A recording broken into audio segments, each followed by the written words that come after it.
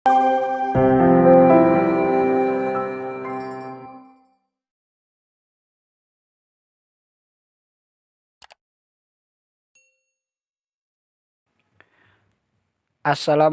warahmatullahi wabarakatuh. Jumpa lagi dengan channel Seribu Jalan. Kali ini saya akan membahas soal-soal SKB tenaga kesehatan yang meliputi bidan terampil, perawat terampil kefarmasian, dokter, apoteker, tenaga gizi, dan tenaga kesehatan lainnya. Jadi buat teman-teman tenaga kesehatan yang akan mengikuti ujian SKB bisa simak video ini sebagai tambahan materi pembelajaran untuk menghadapi ujian SKB nanti.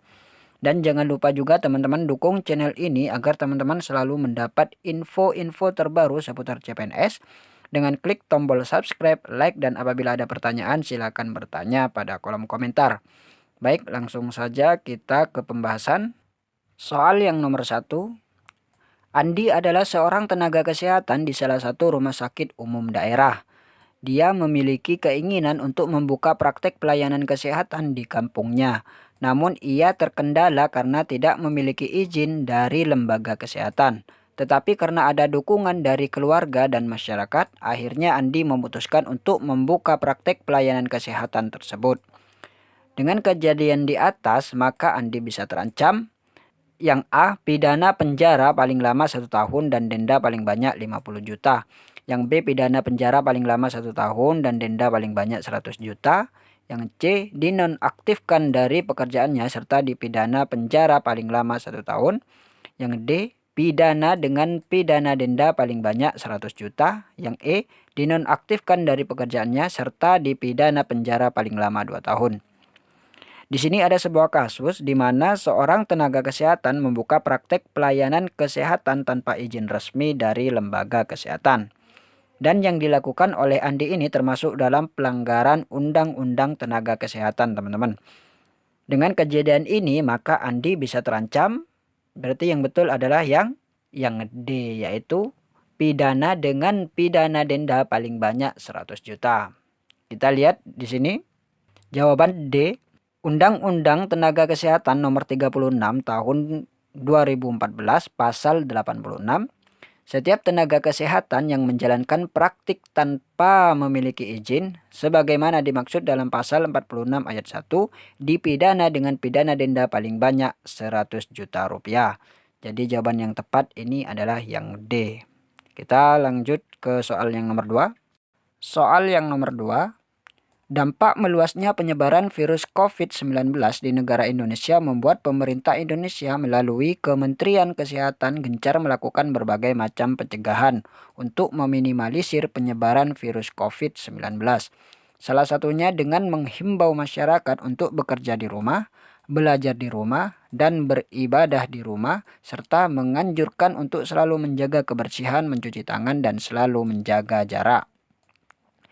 Berdasarkan ilustrasi di atas, berarti pemerintah Indonesia telah melakukan pelayanan kesehatan secara yang A, promotif, yang B, preventif, yang C, kuratif, yang D, rehabilitatif, yang E, responsif.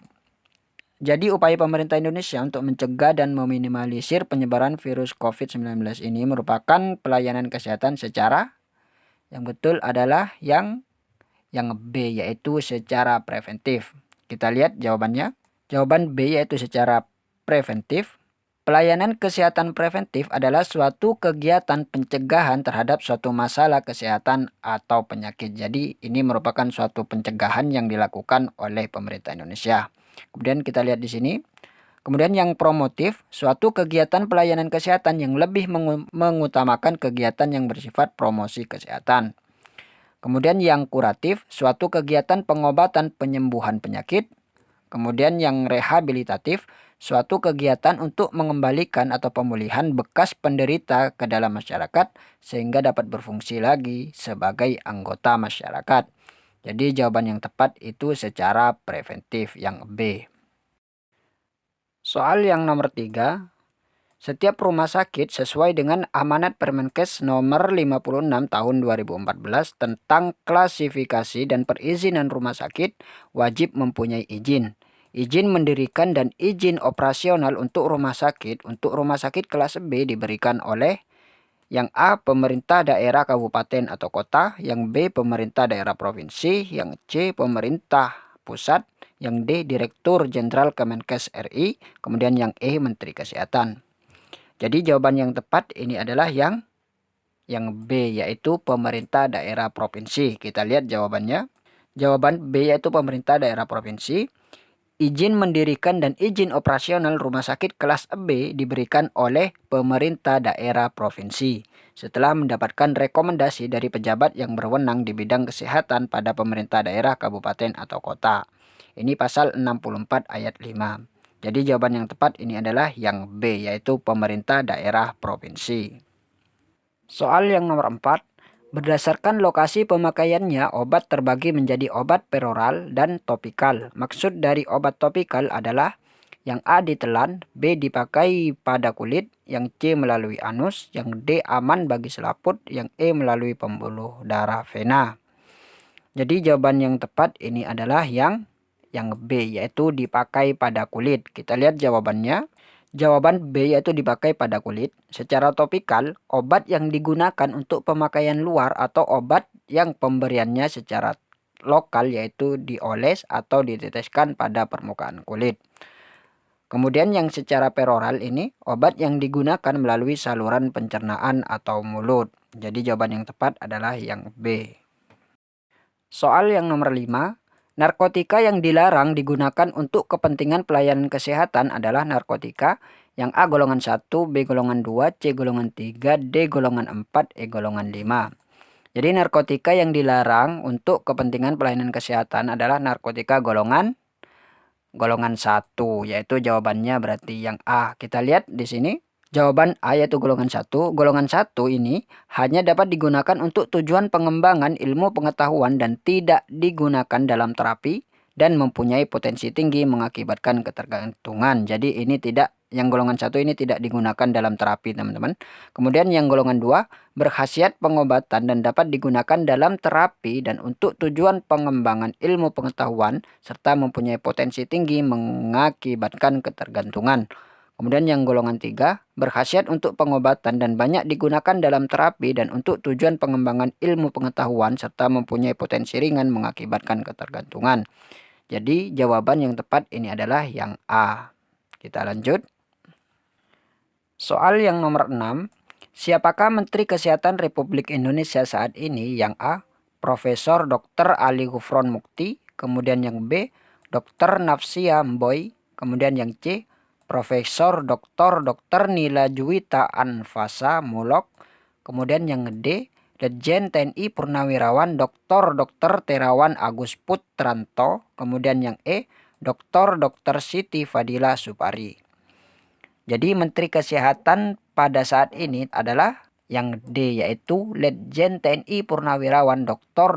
Terawan Agus Putranto. Kita lihat jawabannya. Jawaban D yaitu Lejen TNI Purnawirawan Dr. Terawan Agus Putranto. Kemudian yang Profesor Dr. Ali Gufron Mukti ini periode 30 April 2012 sampai dengan 14 Juni 2012. Kemudian yang Dr. Nafsia Mboy ini periode 14 Juni 2012 sampai 20 Oktober 2014. Kemudian yang Profesor Dr. Nila Juwita Anfasa Mulok ini periode 27 Oktober 2014 sampai 20 Oktober 2019. Kemudian yang Dr. Siti Fadila Supari ini periode 21 Oktober 2004 sampai dengan 20 Oktober 2009.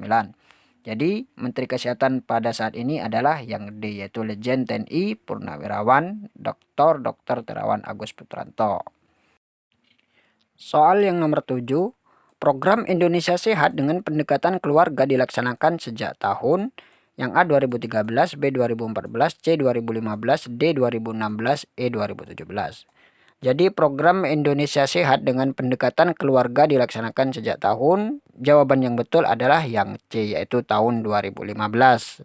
Jawaban C yaitu 2015. Program Keluarga Sehat merupakan salah satu program dari agenda kelima Nawacita, yaitu meningkatkan kualitas hidup manusia Indonesia yang dilaksanakan sejak tahun 2015. Jadi jawaban yang tepat ini adalah yang C. Kemudian soal yang nomor 8, besaran tarif kelas 3 rumah sakit yang dikelola pemerintah ditetapkan oleh yang A presiden, B menteri, C gubernur, D bupati, yang E pemerintah daerah. Jadi besaran tarif kelas 3 rumah sakit yang dikelola oleh pemerintah ditetapkan oleh yang B yaitu menteri. Kita lihat jawabannya. Jawaban B yaitu menteri. Kemudian untuk besaran tarif kelas 3 rumah sakit yang dikelola pemerintah daerah ditetapkan dengan peraturan daerah. Jadi yang pemerintah ini oleh menteri, kemudian yang pemerintah daerah ini ditetapkan dengan peraturan daerah. Jadi jawaban yang betul adalah yang B. Soal yang nomor 9, Undang-Undang Republik Indonesia Nomor 44 Tahun 2009 mengatur tentang yang A praktek kedokteran, yang B rumah sakit, yang C perawat, yang D tindakan kebidanan, yang E pusat kesehatan. Jadi Undang-Undang Republik Indonesia Nomor 44 Tahun 2019 ini mengatur tentang yang betul adalah yang B yaitu mengatur tentang rumah sakit. Soal yang nomor 10, cedera otak paling ringan yang ditandai dengan hilangnya fungsi otak yang bersifat sementara disebut A. kontusi, B. kompulsi, yang C. kompresi, yang D. konhisi, kemudian yang E. konkusi. Jadi jawaban yang tepat ini adalah yang E yaitu konkusi. Jadi konkusi ini cedera otak yang paling ringan yang ditandai dengan hilangnya fungsi otak yang bersifat sementara. Baik, itulah beberapa soal-soal SKB tenaga kesehatan yang teman-teman bisa jadikan sebagai bahan pembelajaran untuk menghadapi ujian SKB nanti. Semoga video ini bermanfaat. Wassalamualaikum warahmatullahi wabarakatuh.